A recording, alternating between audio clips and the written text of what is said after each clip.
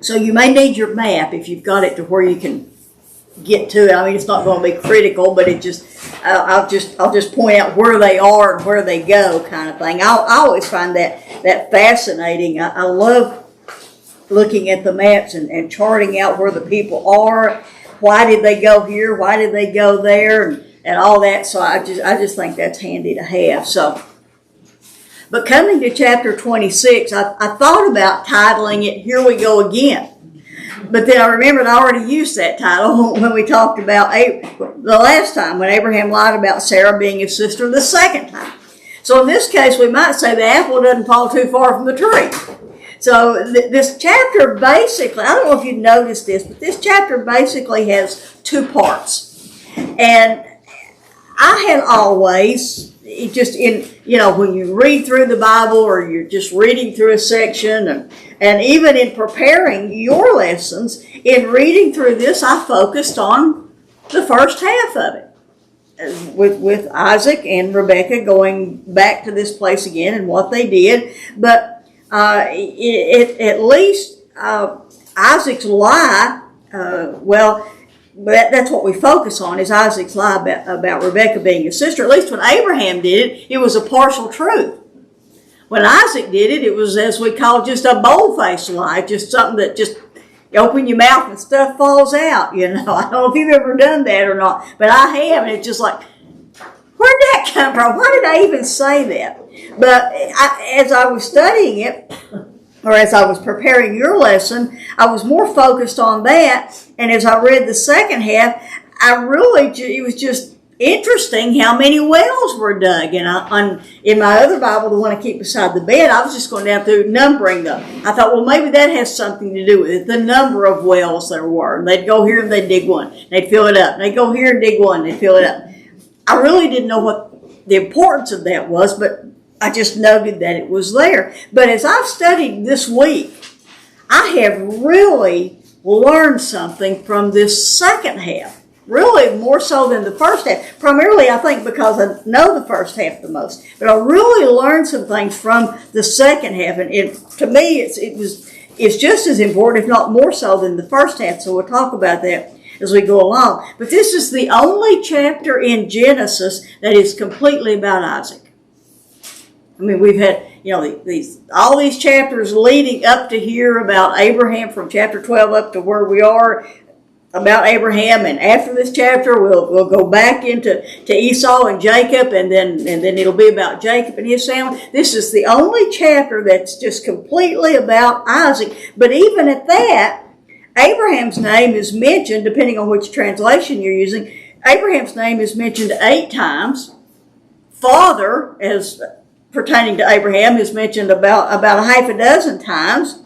And in addition to that, we get to the end and it's already jumping into something Esau did. So poor old Jacob, Isaac, the only chapter he gets, he still doesn't get it all to himself. He can't escape his father and his son.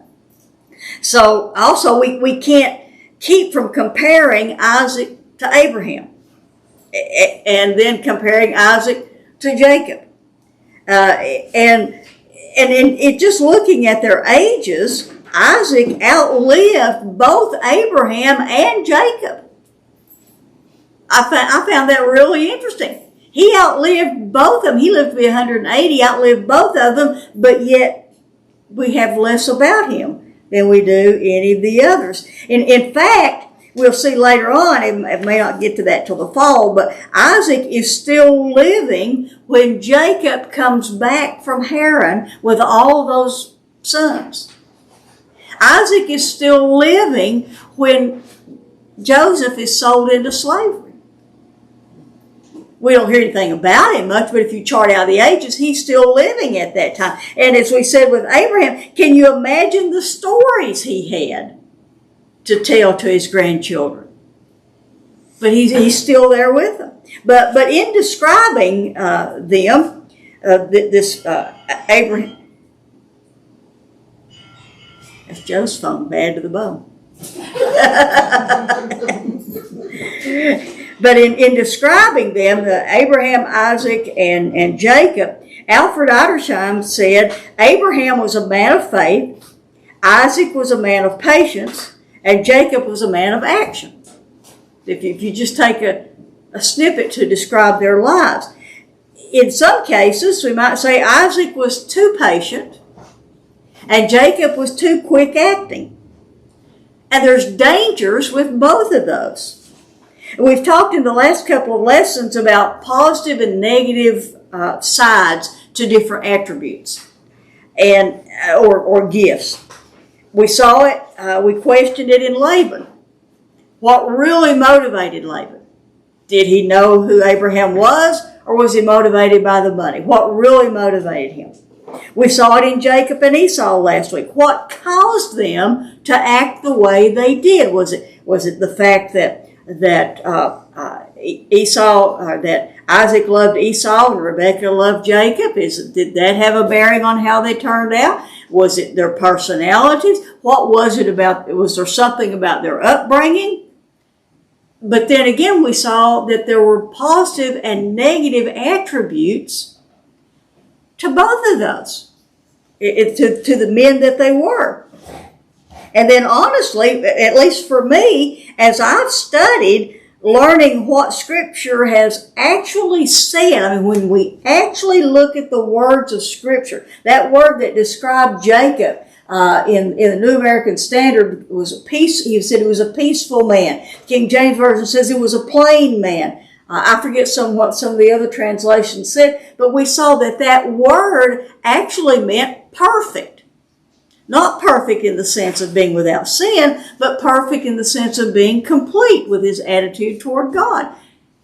We don't pick up on those things sometimes, but learning what Scripture actually says about these people, I've come away with a different understanding of them as real people with good and bad things about each of them. Some, just real people with some good motives, some very selfish motives, just like all the rest of us. We see it in people today too. You can take any given person that you could describe. You may have a person that is, you describe them as just a really hard worker. They're just a hard working person. While somebody else might describe them as being a workaholic. Or you might know someone that you say, that person, boy, if you got something that needs to get done, you just tell them. And they'll get it done, one of those get her done kind of people. And then somebody else will describe that same person as, well, they just like to run things. Did you see that? You've seen that in people? It's all a matter of first of all, how well you know them, how well you know their heart, and just what you see in them. But they're real people. And as I said, only God knows the heart. Only God knows the true motives that any one of us have. We may not even realize the motives we have sometimes. But God knows our motives. Another commentary said that Isaac is not the towering figure that Abraham is, or the active figure like Jacob will be. He is quiet, unassuming, patient, and submissive. This commentary also said that Isaac was a man of strong faith. And that was very early in this chapter in the commentary. And so I made a note there that said, I'm not so sure about that. But then as I've come to read the rest of the chapter and study it, I'm leaning a little bit more that way. But I thought he was weak, and I thought he was cowardice, actually. But now I don't think so. So we'll talk about that.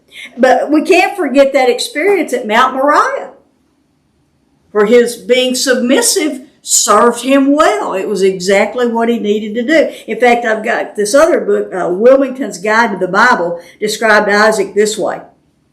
He's the submissive son in Genesis 22 as he allows Abraham to offer him on Mount Moriah. He's the gentle groom in Genesis 24 as he meets Rebekah for the first time. He's the praying parent, Genesis 25, as he prays for Rebekah to conceive. He's the copycat, this chapter, and what he did what Abraham did. He's the willing worker, also in this chapter, as he continued to dig the wells. And then he's the frustrated father in chapter 27, as he's deceived by Rebekah and Jacob.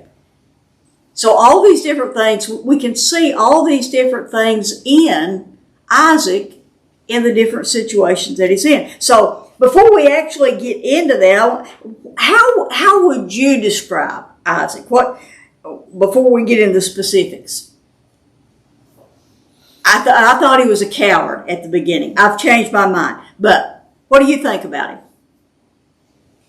I agree with you. I thought he was a coward. Thought he was a coward. He certainly, runs off every time. Mm-hmm. Digging wells and not standing up to him. Yeah. Somebody kicks. He had the men. Yeah. Backing him. Yeah. Somebody kicks dirt in your face and you just go on. You leave. Yeah. That's exactly what I thought. So that's just my thoughts. And what's funny is God picks flawed people. Yeah. Thank goodness. Yes, thank goodness we're all people. But he does, there's like Esau, the big hairy guy that's the outdoorsman, the manly man. Yeah. But he doesn't pick him. He picks Jacob. Yeah. He was the quiet one, a lot like Isaac until later. Yeah. I don't know if you watched the video, but we talked about how the parents, the ones they liked, had the opposite personalities. Yeah, they did. Yeah. So maybe Isaac liked Esau because it was the man he wanted to be. Yeah. Could very well be it. What else?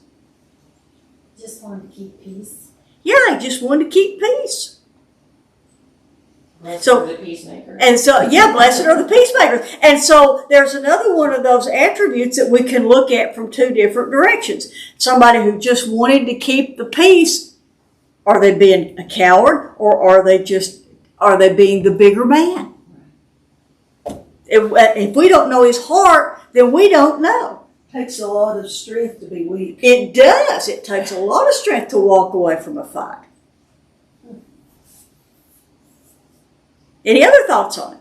Oh, maybe what you thought before or what you thought after reading or whatever. I was just wondering, I think I got ahead of myself though. I just wonder when he found out he'd been deceived later on, giving that blessing to Esau, did that not make him mad? You would think so. I haven't read that yet, so I don't know, but okay. I know he's disturbed over it, and I know he is upset, but at whom is he upset the most? Is he upset at Esau, or is he upset at Jacob, or is he upset at Rebekah? Yeah. I'll dig into that one next time. What else? Anything else?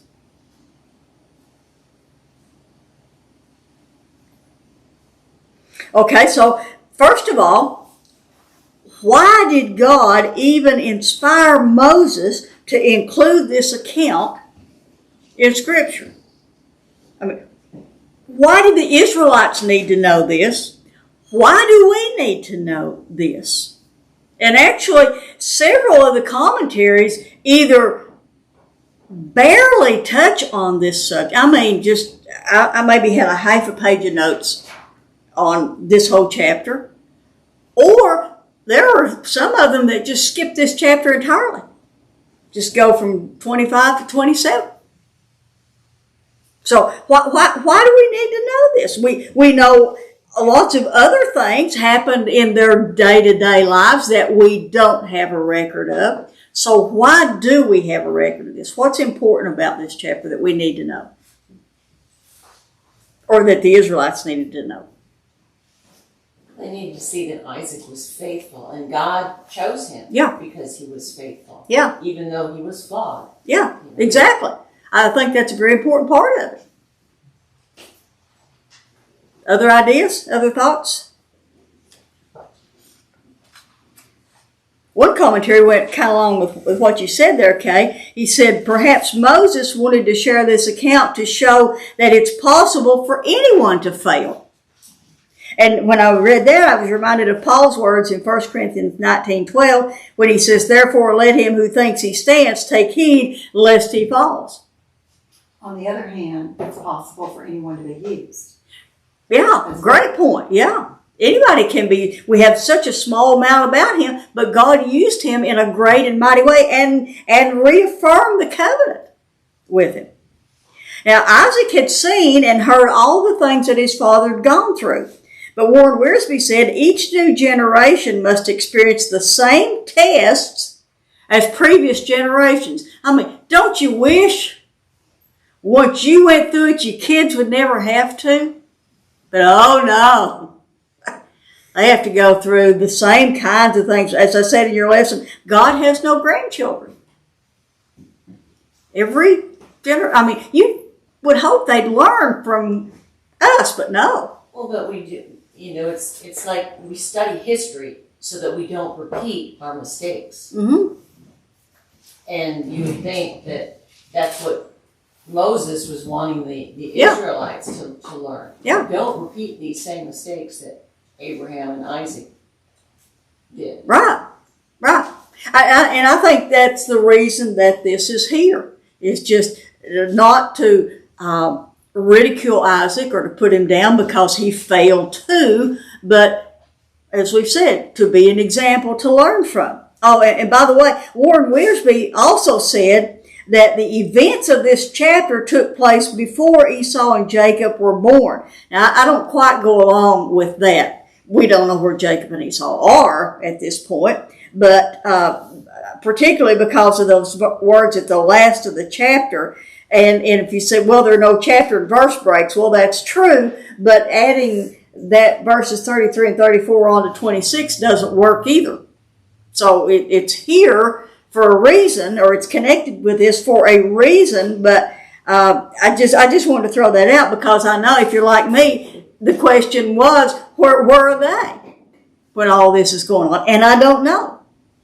I've searched everything I know to search on, and there's no even any indication of where they might be. Well, it makes sense, though, that they wouldn't be there yet. It's because if Abimelech had seen Esau and Jacob, he would have known. Yeah, exactly. The fact that Rebekah was their mother, and who was the father. That's exactly right.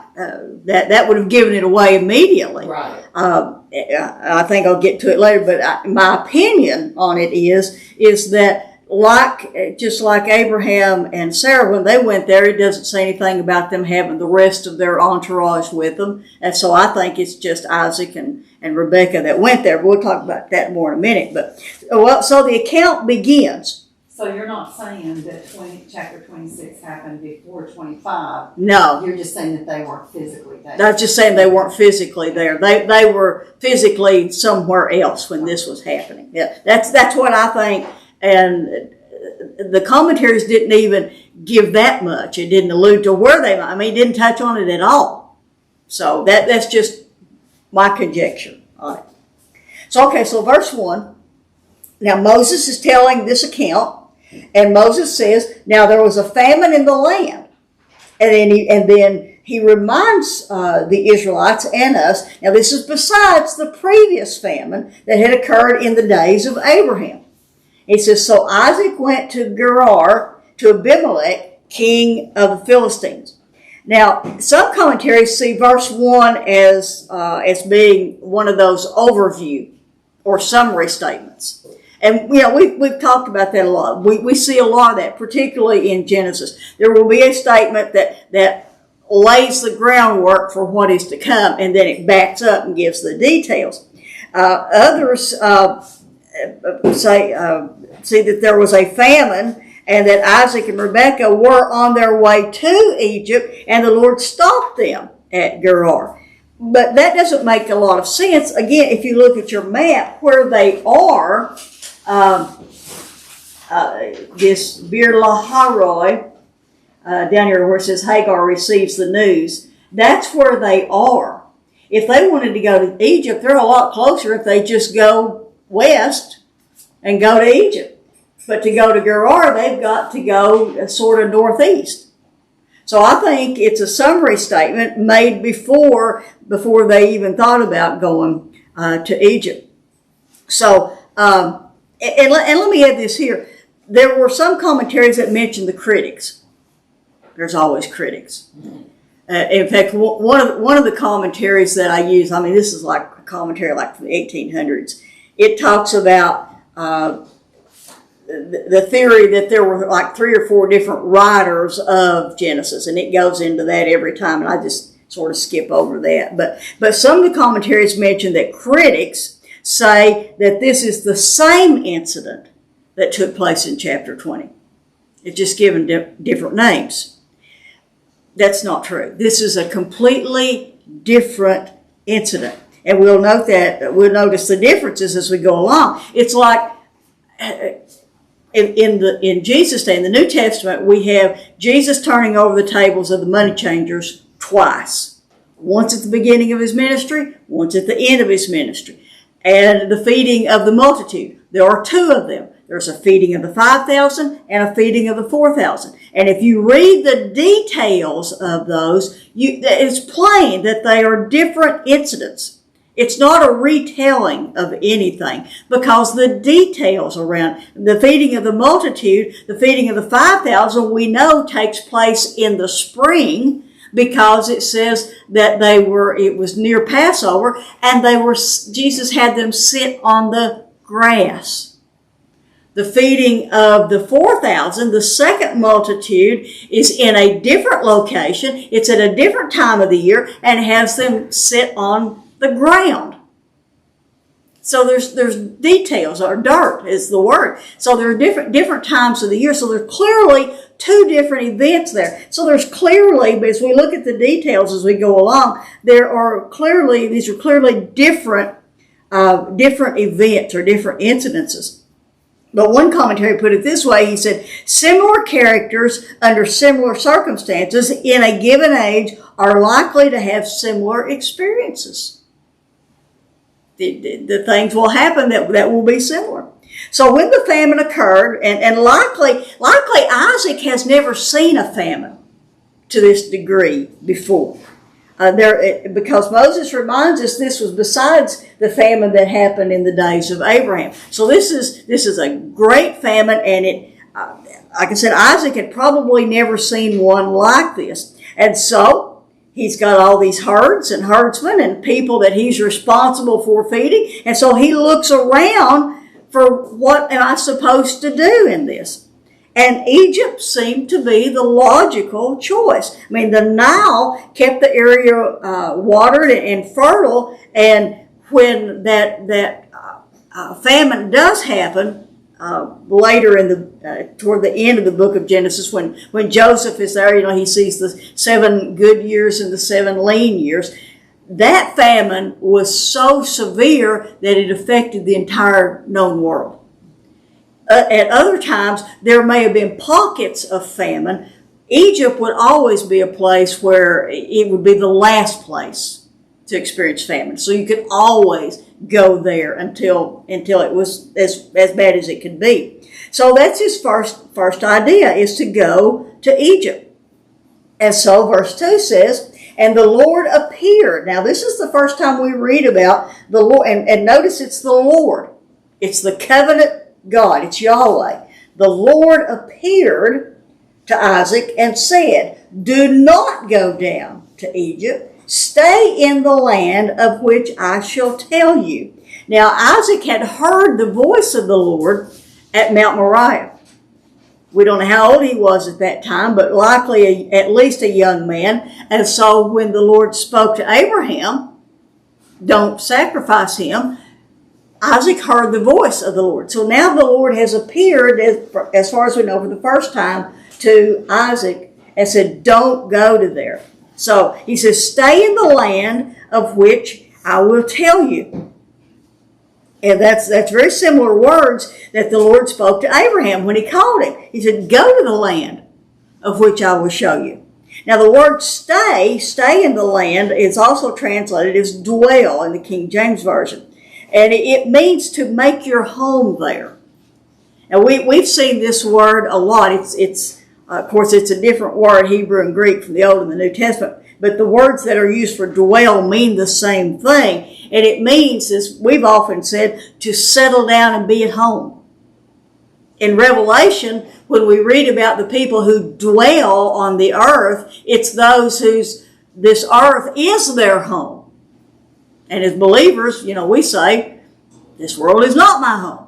but those who dwell on the earth, that's their home. But so to stay there or to dwell there, God is saying to him, settle down and make yourself at home. Stay in the land of which I will tell you. Well, what land is that? Well, it's the land where you are. And we know that all of this land of Canaan was to be the inheritance of Abraham's descendants. And so wherever within this land that he chose to live was okay, because he's still in the land. And the Lord appeared to him and says, don't do this. Don't go to Egypt, but do this. Stay in the land. And then the Lord continued, verse 3, sojourn in this land. Now the word sojourn means you can move about within this land. It doesn't mean just settle in one place. It means you can move about. It just means, we use the word sojourner. It means like camping, go from place to place, or like a nomad. But in other words, it's like, and Kay, I guess this applies to you. We may want to tell our kids, you can live anywhere you want, but it has to be East Tennessee. Yeah. Anywhere you want, but it has to be close. Well, he was told, you can live anywhere you want in this land, because this land will belong to you. But now look at the rest of what the Lord told Isaac. He went on to say, and notice there are 7 blessings here. What's that number of perfection? 7 blessings. He says, sojourn in this land, and I will, and I've told you before, watch those I wills. I circle them when I see them. I will be with you, and understood, I will bless you. For to you and your descendants I will give all these lands, and notice that's plural, and I will establish the oath which I swore to your father Abraham. Verse 4, and I will multiply your descendants as the stars of heaven, and again implied, I will give your descendants all of these lands, and by your descendants all the nations of the earth shall be blessed. So I'm going to break those down a little bit now. Now, notice one thing we do need to notice, this is not a condition. God doesn't say, if you sojourn in the land, I will do this. God just says, do it. Sojourn here. I will do these things. So it's not a condition. You are to do this. It's not conditional. So, first of all, I will be with you. I will bless you. I will give, notice, to you and your descendants lands, plural. All of these, there were, I think, 10 there were 10 Canaanite tribes that lived in this land of Canaan. And so God is saying all of these lands, all of these belonging to all these different tribes will be yours. And then I will establish the oath which I swore to your father Abraham. That's found at the end of chapter 22, where God basically says these same things to Abraham. He says, I will, now notice this, I will multiply your descendants. Now, of course, the word descendants there is seed, but notice we're not ever again given the term nations. Abraham had nations. Isaac won't have nations. Isaac just will have, he will have Esau, but it's through Jacob there will be one nation, Israel. And so it doesn't say I'll give you nations. It says I will give your descendants these lands. And that's repeated. And I think people need to hear that today. And then he says, by your descendants, all the nations. Now the word for nations is Gentiles, meaning everybody. Through your descendants, everybody will be blessed. And that, of course, is the Messianic promise.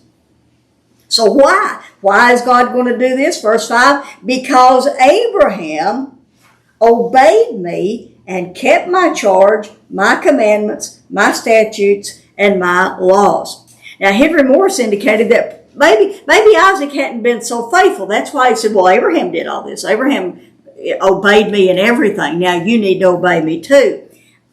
I'm not so sure about that. I don't totally go along with that. I just think that God was pointing out Abraham's overall faithfulness, because his overall faithfulness, because we know that he didn't always get it right. He messed up. But the word obeyed there, the King James Version says hearken, but Abraham hearkened, or Abraham obeyed me. The word there is the word Shema. Now we know that from Deuteronomy. Hear, O Israel, the Lord thy God is one. But the word Shema means to not only to hear, but to obey. You know, we may say to our kids, are you listening? But did you hear? There's a difference between listening and hearing. It means to hear and obey. And so when Abraham heard specific instructions, do this and don't do that, he obeyed. It was when he did things on his own initiative that he messed up. God also said that Abraham kept these things. That word kept is shamar. It's similar to shema, but it means to safeguard. It means to put a hedge of protection around something. Not only did Abraham hear and obey God, he protected his beliefs.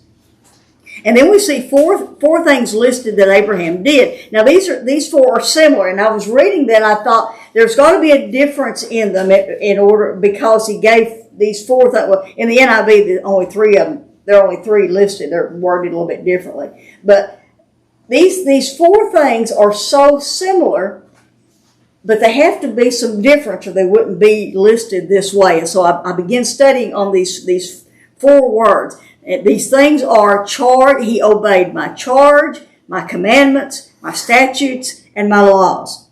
So a charge is an observance or an obligation. A charge is a duty. He heard and he obeyed his duty. A commandment is an edict or a directive. Do this. Go to the place that I will show you. And Abraham went to the place where he showed him. A statute is a commandment that is immutable. It doesn't change, like circumcision would be. That's a commandment that would not change. And then laws are divine instructions. This is ongoing instructions, specific instructions in various situations and times and places. And the Israelites hearing this would recognize all four of these different types of things that Abraham did, because Moses had taught all four of these. As I was looking up these words, I saw scripture in the rest of the next four books of the Old Testament that Moses wrote, places that these words were used in various places. So Moses had taught all four of these in different situations and in different times. So what did Isaac do? Verse 6, he obeyed. So Isaac lived in Gerar. He lived, and again that's the word dwelt. He settled down and made himself home in Gerar. Now, this map that we have doesn't show typography. It doesn't show where the mountains are. I got to looking at those little dotted lines. I think those might be water sources or maybe underground water sources. But this particular map doesn't show mountains. It doesn't show plains. And so I pulled out a map at home this morning and looked at one of those that shows you the heights, topological, whatever. Anyway, and where he was living, down here, Bir Lahara, that is a pretty mountainous area. It's not as mountainous as Beersheba, not as mountainous as Hebron, but it's maybe kind of like around here, in the foothills. I remember one time we went to visit a guy that somebody that Joe had worked with. I think we were in Texas. Joe was going to a school down there, and I went with him. And so, or maybe it was a relative. Anyway, we were going to visit somebody, and they gave us directions to get to their house. And they said, "You go to the top of the hill." We're like, this is a hill, So a little bit different idea of what hills are. So, but where he had been living was more of the foothills area, but Gerar is more of the flatland. It's down, as you can see where it is, down there close to Gaza. It's not very far from the Mediterranean Sea. So it's a more well-watered area, an area that would get a lot more rainfall. If there's drought here in the mountainous area, likely there would still be water there. So he went to there. Now, we don't know, well, Moses has already told us that they went there back in verse 1. But again, like Abraham and Sarah, we don't know if just the two of them went or if they took people with them. It appears that just the two of them went, but we really don't know that. We don't know if he just pulled up stakes and everybody went, or perhaps the sons and the majority of the people stayed with the flocks there, and they were going to go and see what they could find. But at any rate, however it is, Isaac and Rebekah are there. And it appears that the atmosphere of the town hasn't changed much from the days that Abraham and Sarah were there. As we saw in chapter 20, the whole reason that Abraham gave for Sarah, calling Sarah his sister, he said was because he was afraid. And the same is true with Isaac. Look at verse 7. When the men of the place asked about his wife, he said, "She's my sister." For he was afraid to say, "My wife," thinking just exactly like Abraham, "the men of this place might kill me on account of Rebekah, for she is beautiful." We know that's what was said about Sarah when they went to Egypt. That's what was said about Sarah when Abraham and Sarah came here to Gerar. And now the same thing is said about Rebekah. One commentary called this situational ethics. And I thought that's an excellent thing. In other words, the ends justify the means. Whatever situation you're in, that's how you react. Apparently, Isaac had not volunteered that information until some men, maybe with rude and crude language, asked who she was. And so, like Abraham, he was afraid, and he said, "She's my sister." I don't understand brother or husband. If they wanted her, they'd have just killed whatever man was there. Yeah, that's what it seems like to us. But apparently a brother carried a lot more weight than a husband. I guess. I don't know. But no, I haven't read anything else about why that would be different. But we saw back when we were talking about Abraham, and I did some digging into the Code of Hammurabi and the laws of that day, that was a common thing. So apparently brothers rank higher than husbands in that case. So how much time has passed since this happened with Abraham? It's been, the best that I can figure, it's been at least 80 to 100 years. Okay, that period of time, and they're back in the same city. Yeah. Where he did the same thing. Yeah. You think Clear's mud, isn't it? Yeah. That's how it makes you. Yeah. Things that make you go, Yeah. Did you not learn anything? Had Abraham not told him that story? Well, and that was my next question. Do you think Abraham, or do you think Isaac knew that? I think he did. I think that's why that came out of his mouth. Well, I think so. It worked for him.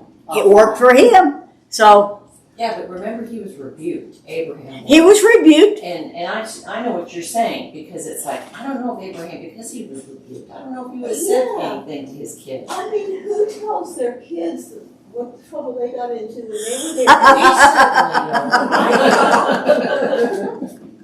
Well, that could be.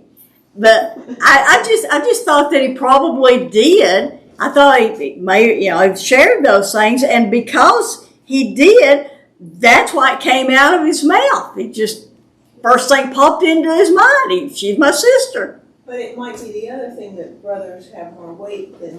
Could be. Or it could be a little bit of both of those. So I don't think I would share with my kid that I lied.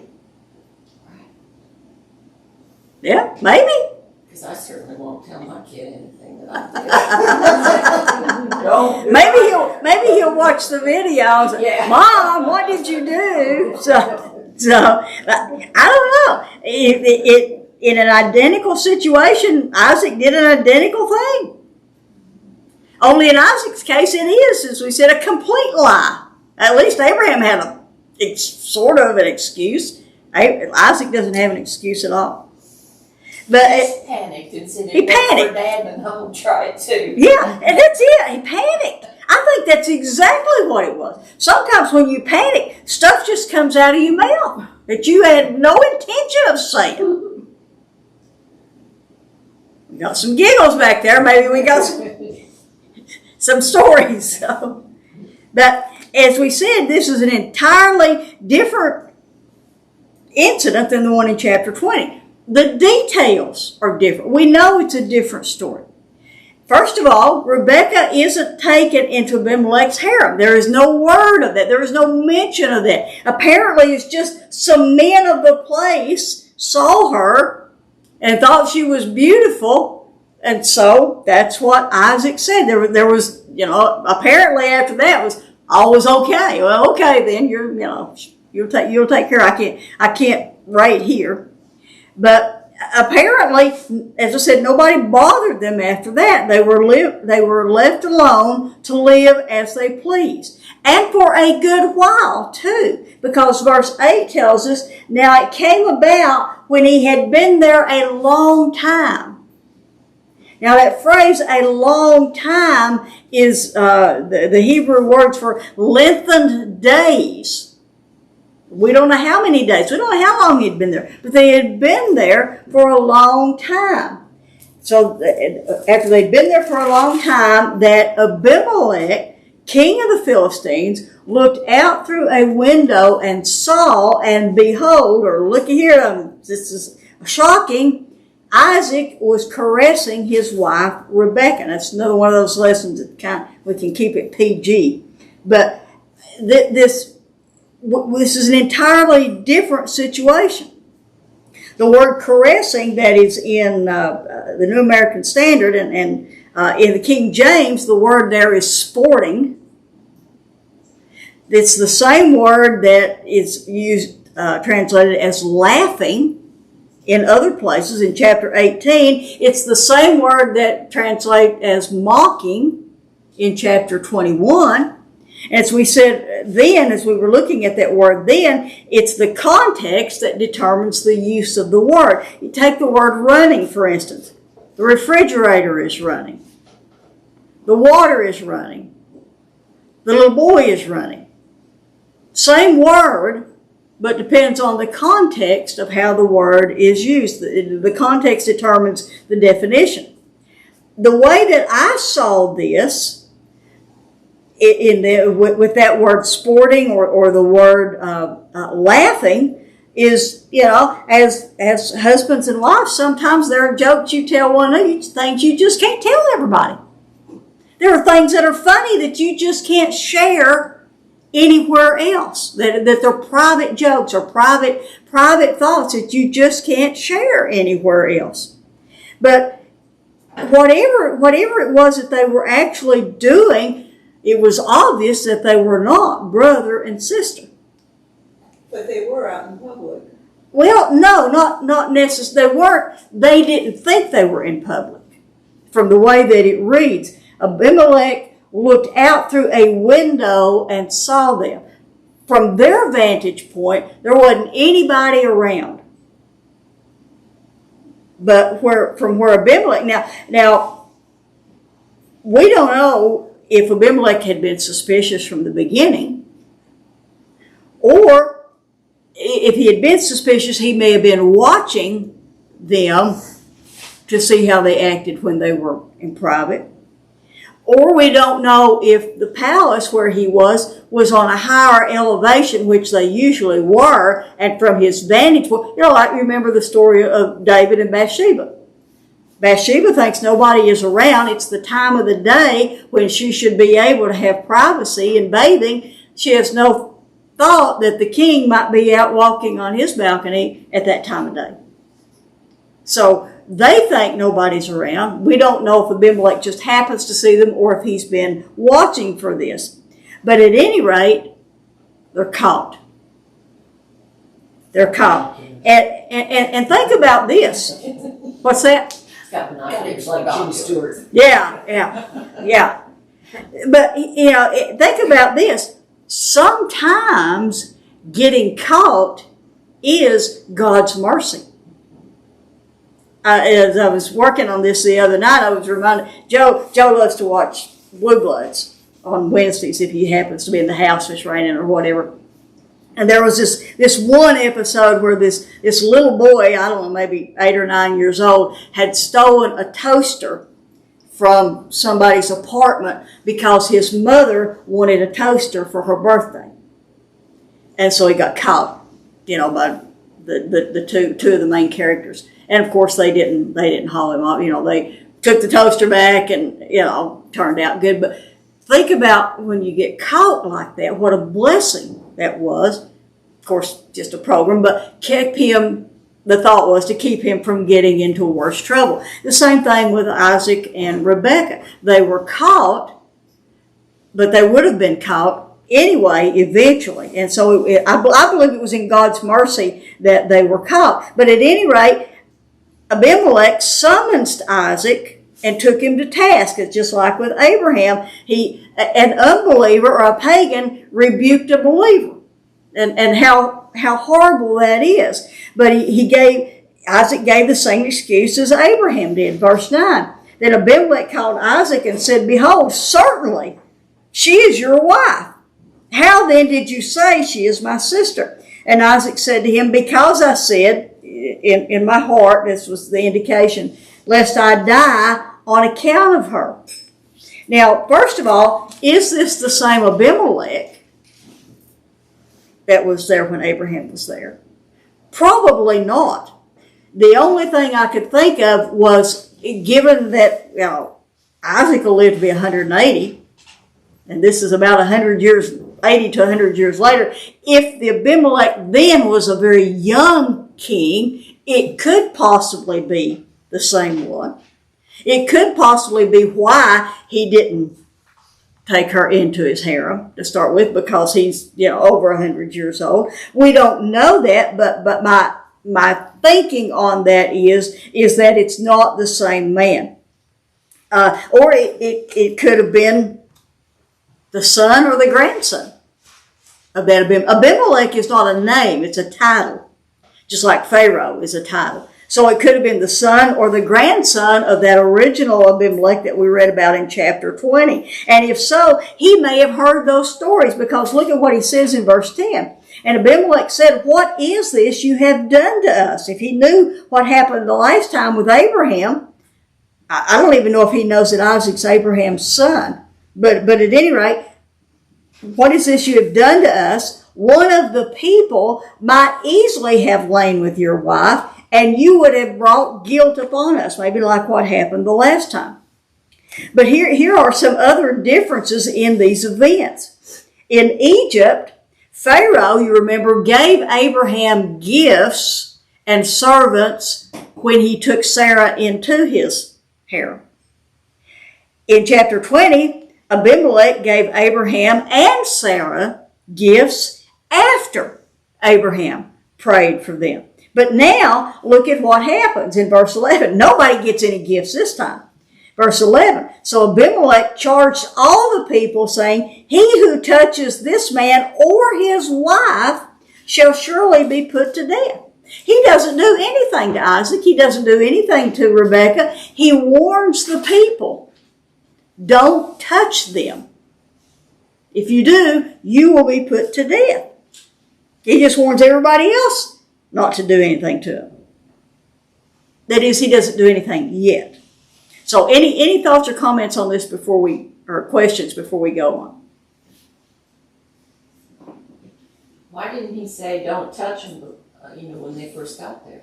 Well, because they were just travelers. He didn't know why. It just doesn't make sense in my head. Well, he understands, my opinion, he understands now who they are. whether he knows that it's Abraham's son or not, he understands that they have something to do with this God. And so he warns everybody else, don't have anything to do with them. That's just my thoughts on that. How would he know that that Isaac is with God when it doesn't happen until later on? Yeah, I don't know.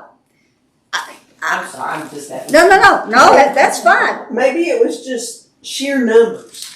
There were so many of them.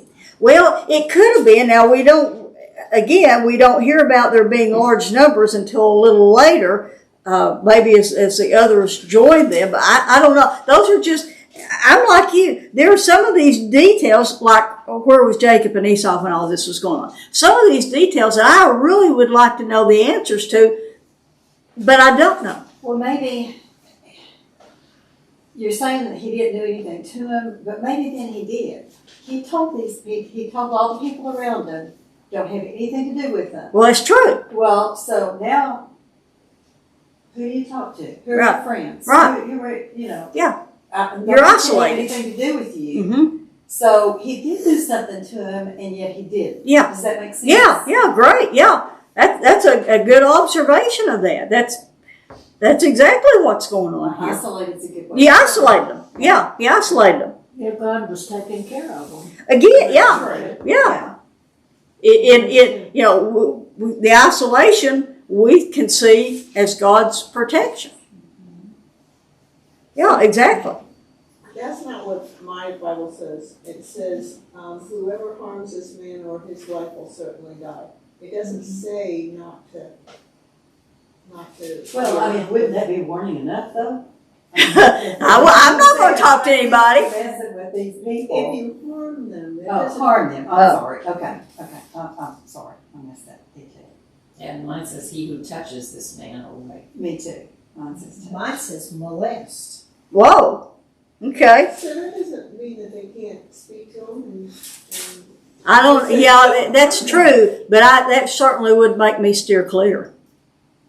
Just in case something might be misconstrued, oh no, I didn't. Well, it protects them, but it also makes them stand out in a crowd. It does. It does. Everybody's gonna say, Don't have anything to do with him. But be careful. You don't want to mess with him.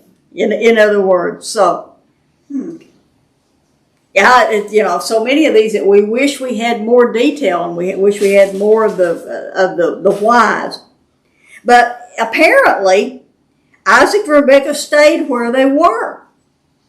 And Isaac began a new venture, and that is growing crops. Verse 12 says, now Isaac sowed in that land. It doesn't say anything here about him going anywhere else. Isaac sowed in that land and reaped in the same year 100-fold. And the Lord blessed him. Now, this is the first mention of sowing seeds in the Bible. Now, we know that Cain was a tiller of the ground, but this is the first time we read about somebody doing something on the way it looks on this scale. But God blessed even Isaac's first attempt at a new thing. We have no record of Abraham growing crops, and some of the commentaries even said that perhaps Isaac took up this new thing as the famine grew worse. Up until now, they were primarily herdsmen. Just again, I wish we had more information on this, but just what I think was, even if they were herdsmen, I sort of imagined that they at least grew some of their own personal vegetables. I mean, you think, just enough for their own family, and now this is something on a grander scale. But and so what happened? They had 100-fold increase in spite of the famine. So if the famine had gotten worse, maybe they thought they had been getting food from other places, but now they couldn't get it from other places, and so they had going to have to do it themselves, and so he does it on a bigger scale. But it's like today, many people think, food's so expensive, I'm going to grow my own. Well, you might end up with a $50 tomato too. But if there are no other tomatoes anywhere, you'd be glad to have that $50 tomato. But my point is, who has ever been successful in growing stuff on their first try? Well, the way mine's worded would lead me to think this is not his first. Okay, how does that read? What? That year, like there's been other years. Okay. That year, Isaac's crops were tremendous. So see, that sounds like he's done it before. Yeah, this is maybe the best year he's had, but not the first year he's had. Well, we don't have any record of him doing it any other time. Mm-hmm. But that any other translation, mine says, now Isaac sowed in that land. And it reads like, and the commentaries that I read like this was the first time he had done it. But that certainly sounds different. So any other way that's worded.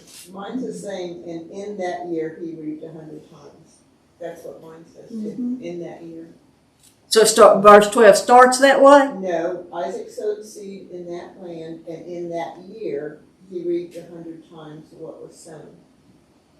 So he could have possibly. Same year. In that, mine says in that same year. Meaning. It's like his crops did.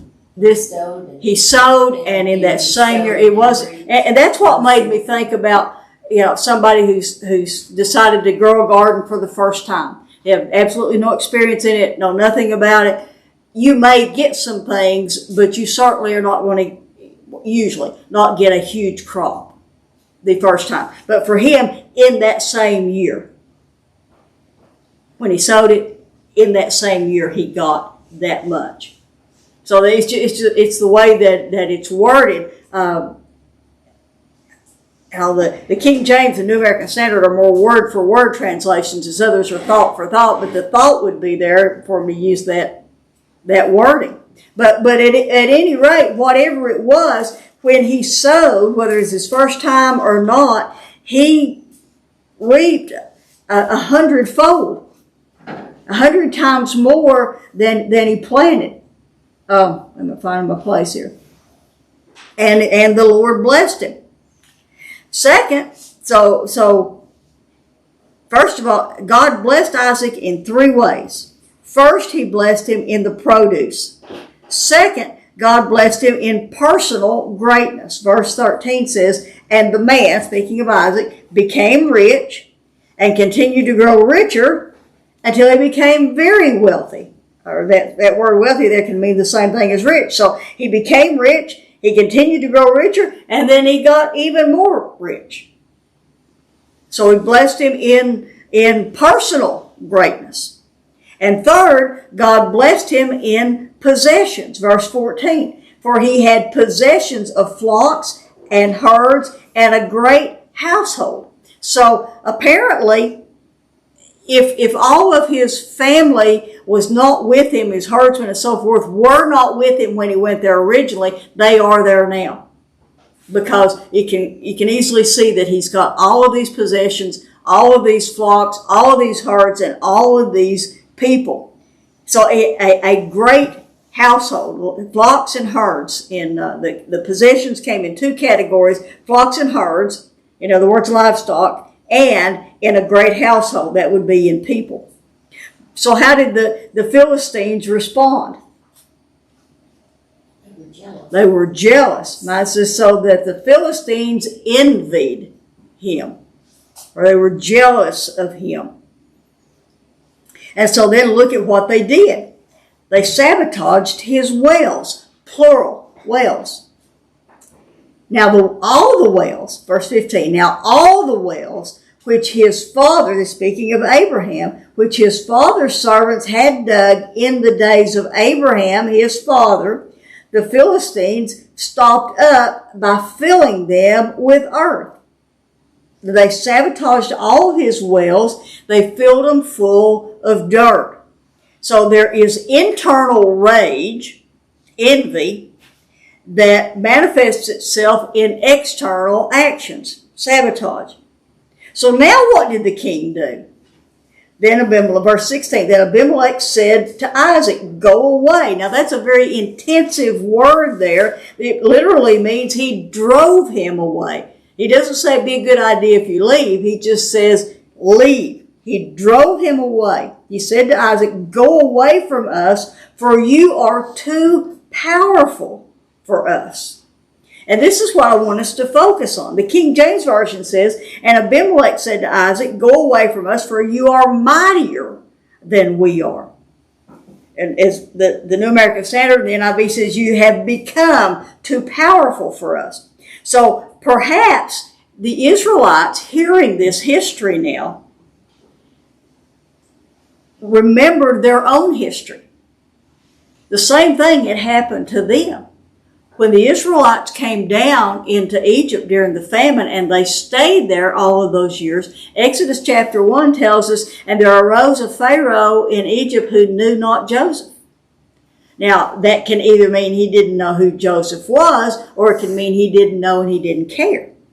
And so, if you remember how the story goes, the Israelites, it says, were multiplying and multiplying, and the Egyptians got scared that if the Israelites ever aligned with another country, they could easily overwhelm the Egyptians. That's why they put them into bondage. That's why those midwives were supposed to kill all those baby boys. They were afraid of them. So think about these Israelites hearing this story, hearing about how powerful Isaac had become, how mighty he was in riches and in people, and remembering their own history. Maybe wanting to hear the rest of the story, but knowing that the outcome is different. But instead of making the Israelites leave, the Egyptians enslaved them. But Abimelech told Isaac to leave. And again, it's intensive. He drove him out. But now think about this. This is where the rest of this chapter really began dealing with me.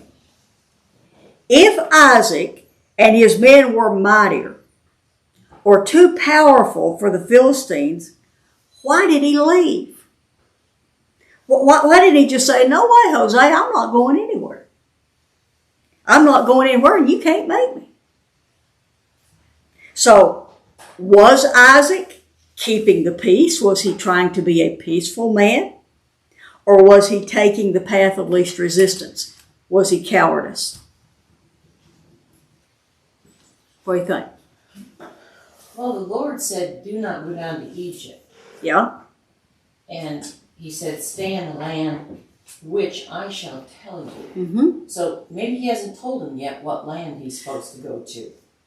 And that could be, but I think staying in the land is anywhere within Canaan. But there might be a specific place in this land, which we know when he gets to Beersheba that God appears to him again.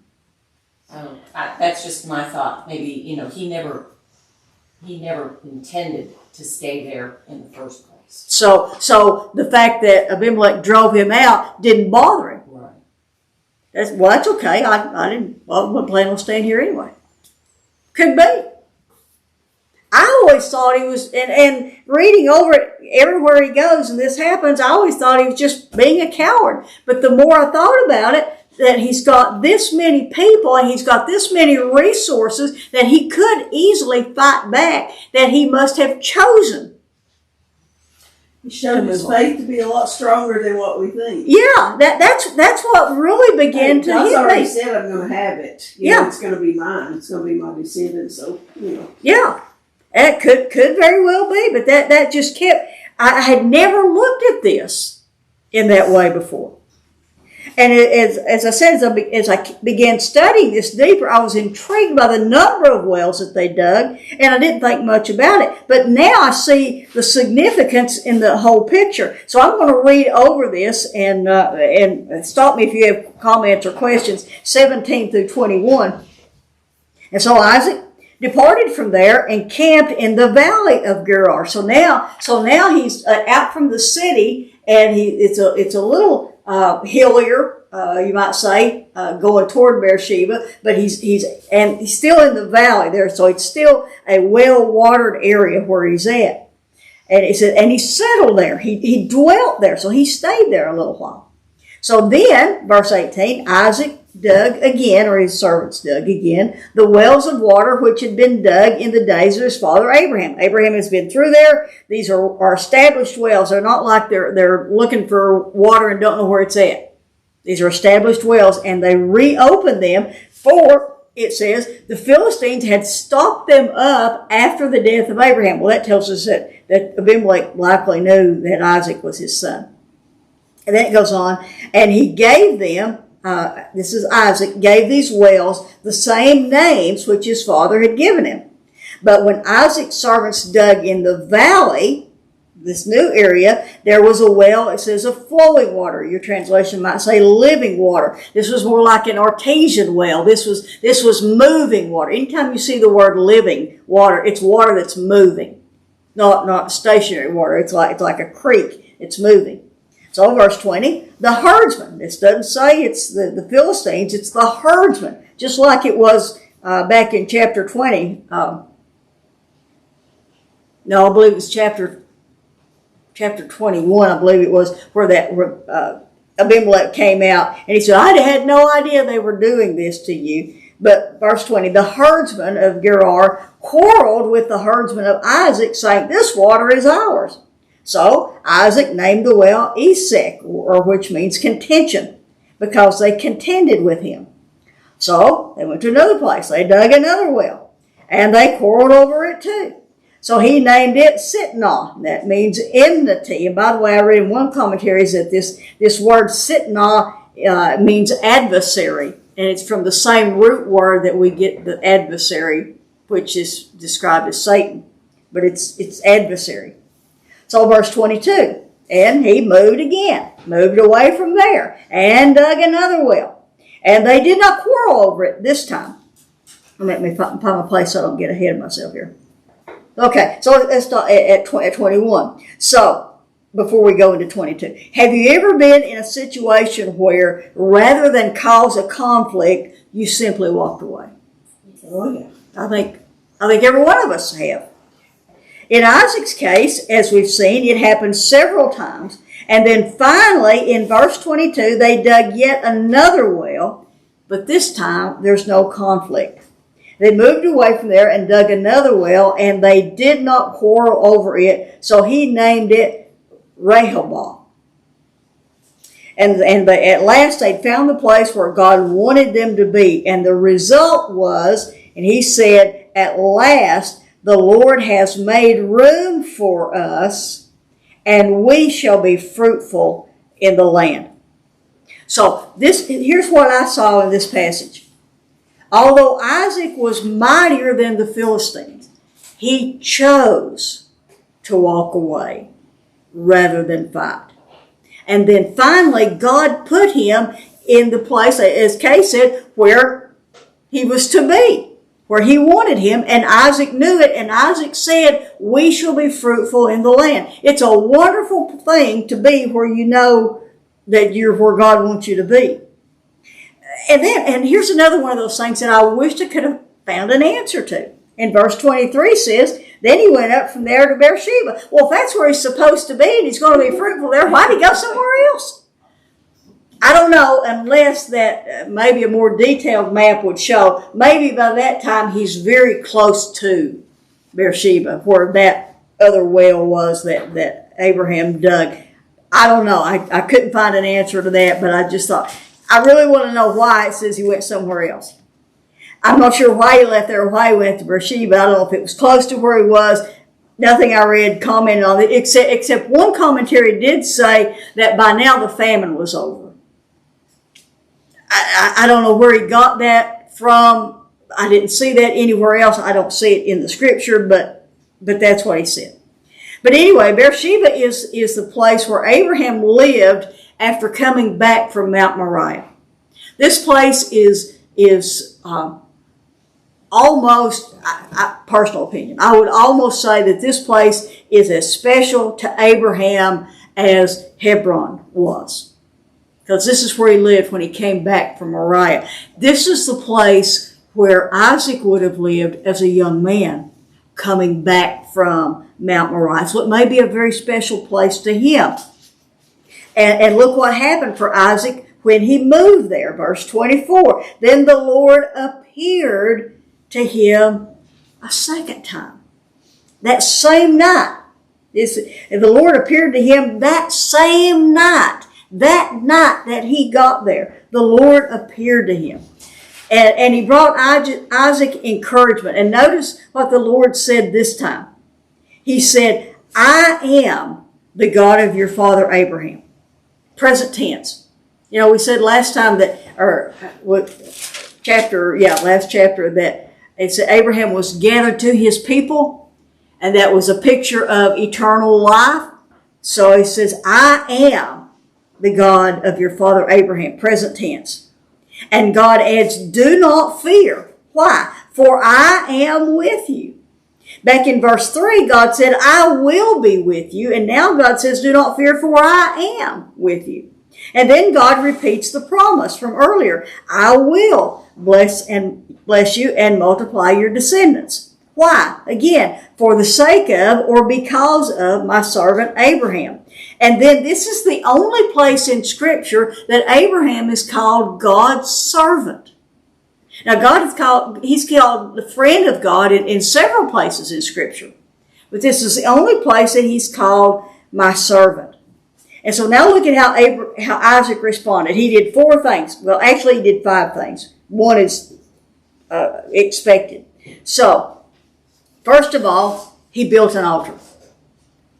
So what do you do when you build an altar? To worship. What do you do on that altar? Sacrifice. You sacrifice. We said one other time, if you build an altar and don't sacrifice, you're just building a grill.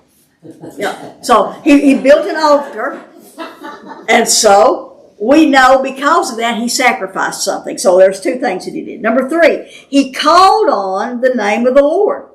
Now, this is the first time we see anyone calling, or this is not, but the first time we see anyone calling on the name of the Lord is back in chapter 2. No, it's not chapter 2, it's chapter 4.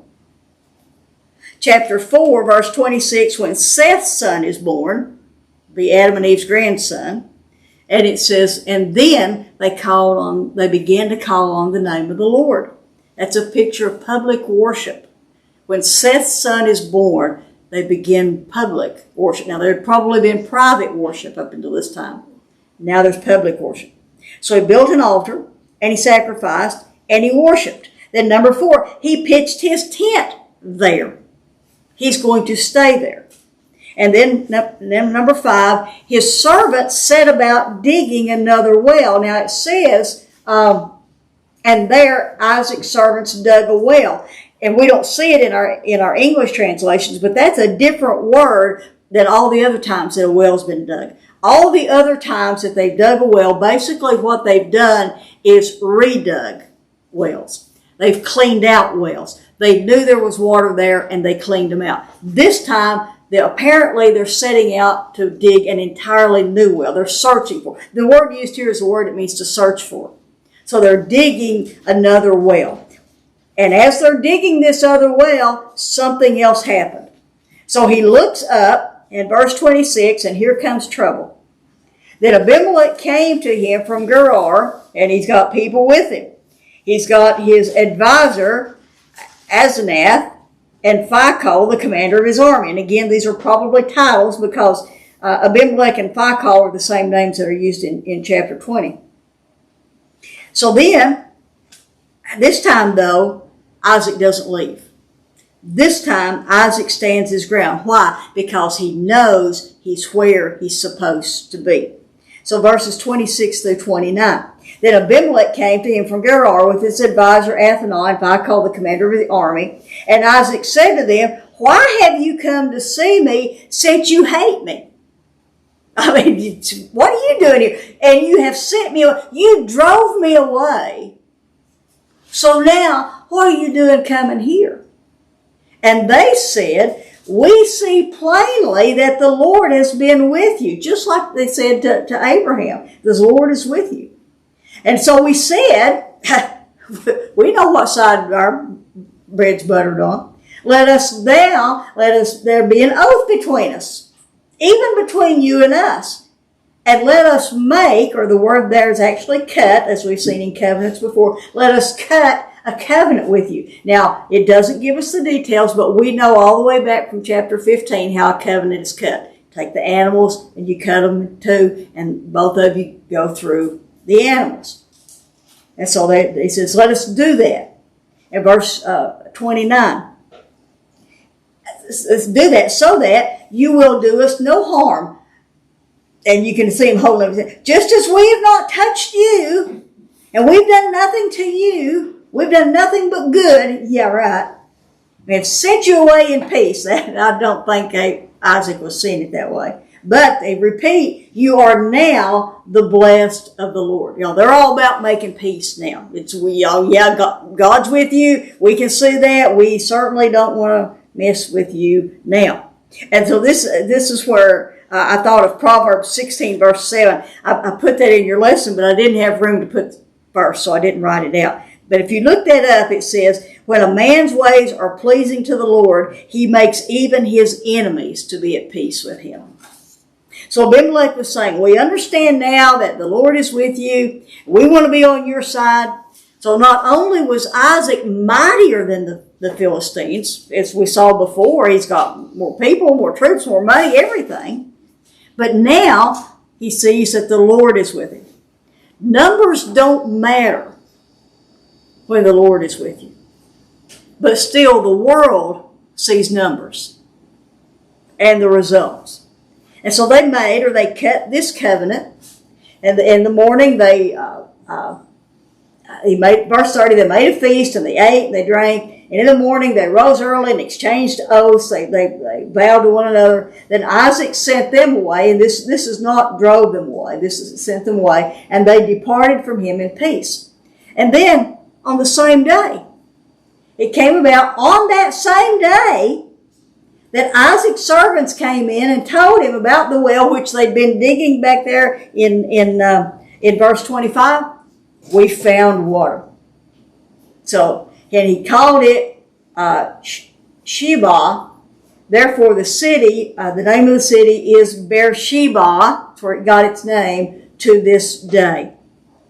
And so we would like for the chapter to end here, and he'd live happily ever after, and everything's good. And then we read verses 34 and 35.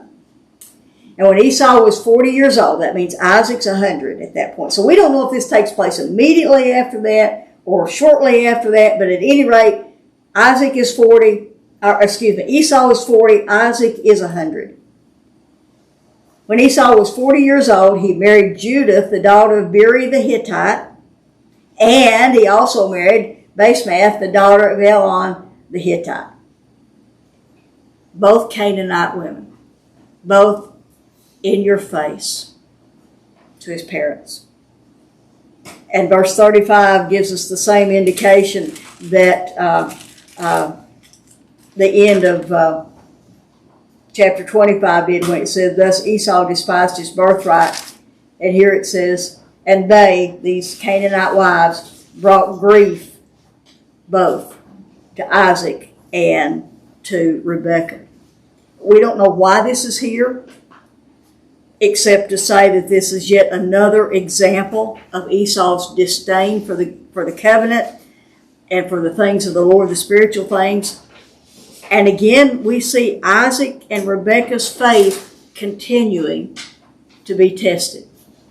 If it's not tested in their own deeds, it's tested in the deeds of Esau. Does Isaac know that Esau sold his birthright at this point? There again, we don't know those things. I really wish we did. It's just like I said last time, did Rebekah even tell Isaac and Jacob and Esau what the Lord had told her? We think that she did. I imagine that she did, but we don't know that for sure. And we certainly don't know if either Isaac or Rebekah knew about that. Because as we'll see next time, first thing Isaac does And most, I'll just throw this out to you, most commentaries that I was reading on the ages, it doesn't tell us here, but in figuring out the ages, backward, Isaac would have been about 137 years old at the beginning of chapter 27. And he's going to live to be 180. He ain't near dead. Yeah, he thinks he is. Probably got a bad cold, but he thinks he is. But at any rate, we don't know what he knows. But at any rate, he wants to bless us. So I don't know. It's one of those things I wish I knew more about. Any other comments or questions?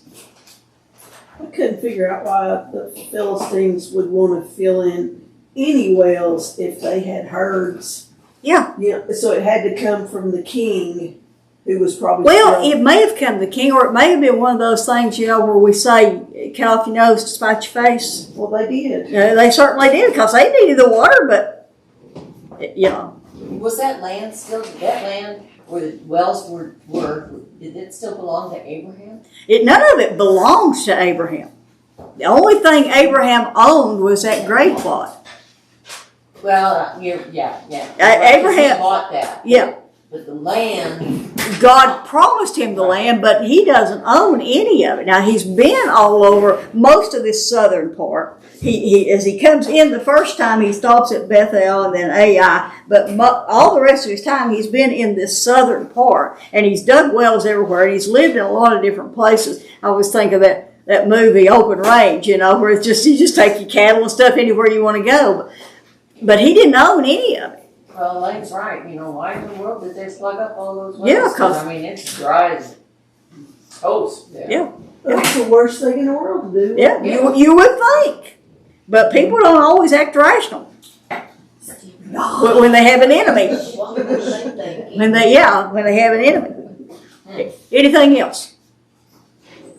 Okay, let me share this quote. Warren Wiersbe said, "True faith is always tested, either by temptation within us or trials around us, because a faith that can't be tested can't be trusted." I thought that was a great quote for this chapter. Anything else? Well, let's pray. Father, we just thank you so much for your word. We thank you for what has been preserved for us.